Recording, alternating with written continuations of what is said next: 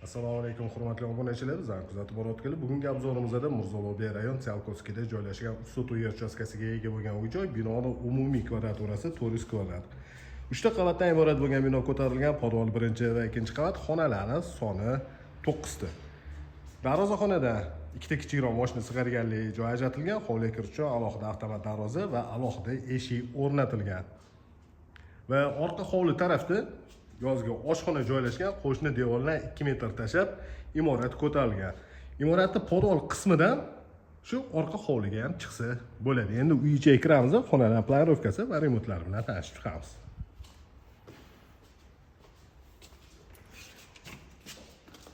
Uy ichiga kirib kelamiz. Chap tarafimizda kattagina hol qismi bo'lyapti. To'g'rida zal, uni oldida oshxona. Birinchi qavatda ikkita sanuzel bor, bittasi umumiy sanuzel va bittasi mehmonlar uchun ajratilgan yotoqxonaning ichida joylashgan. Bu ko'rsatayotgan xonamiz mehmonlar uchun ajratilgan yotoqxona. Razmeri 4 ga 4 va shu xonaga tegishli bo'lgan alohida o'zini sanuzeli ham bor.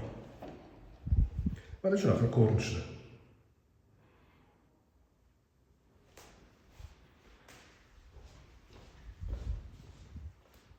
Demak, imoratga kirdik, to'g'rida zal joylashgan. Zal razmeri uzunasiga 7 metr va eniga 4 metrni tashkil qiladi. Patologlarning balandligi 3,5 metr. Mana shunaqa ko'rinishdagi kattagina zal.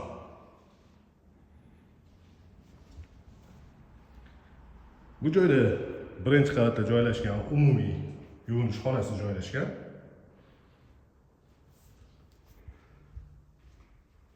Bu joyda oshxona. Demak, birinchi qavatda hol zal, mehmonlar uchun ajratilgan yotoqxona, oshxona va ikkita sanuzel bo'ldi. Imoratni ikkinchi qavatga ko'tarilamiz. Ikkinchi qavatda 4 ta xona joylashgan. 4 talasi ham yotoqxona uchun mo'ljallangan. Bu joyda balkon qismiga ham chiqiladi. Demak, ikkinchi qavatga ko'tarildik. Chap tarafdagi birinchi xonaga kiramiz. Razmeri 4,5 ga 4. Bu xonaning ichida alohida sanuzel bor. Mana shunaqa ko'rinishda bo'lyapti. Har bitta qavat uchun alohida elektrik shitlari yig'ilgan.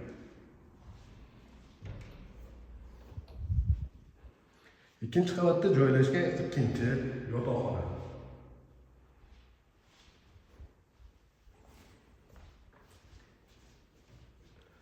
Bu joyda umumiy sanuzel joylashgan.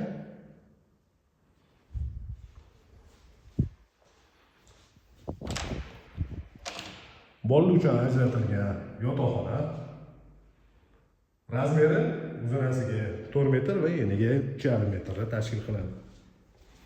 Balkon qismiga chiqish va ikkinchi qavatda joylashgan 4-chi yotoqxona. Bu yotoqxonani ichida ham alohida o'zini sanuzel bo'lyapti. Demak, ikkinchi qavatda 3 ta sanuzel, 4 ta yotoqxona. 3 ta sanuzeldan ikkitasi yotoqxonalarning ichida joylashgan va yana bittasi ikkinchi qavat uchun umumiy sanuzel sifatida foydalanish uchun mo'ljallangan. Endi imoratda podval qismiga tushamiz. Podvalda 4 ta xona joylashgan.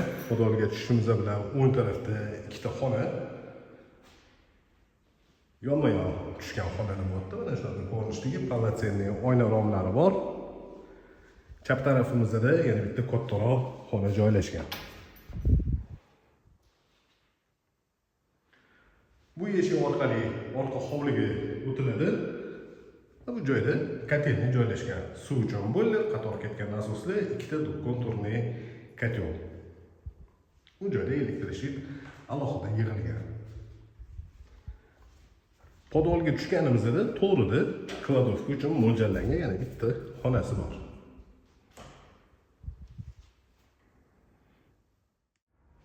Bu ko'rsatgan uyimiz Mirzobod rayon Tsiolkovskida joylashgan 3 yer uchastkasiga ega bo'lgan uy-joy. Binoning umumiy kvadraturasi 400 kvadrat.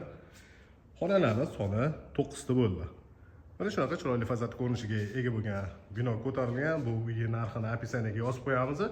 Qiziqganlar 99 856 70 80 raqamiga bemalol murojaat qilishingiz mumkin.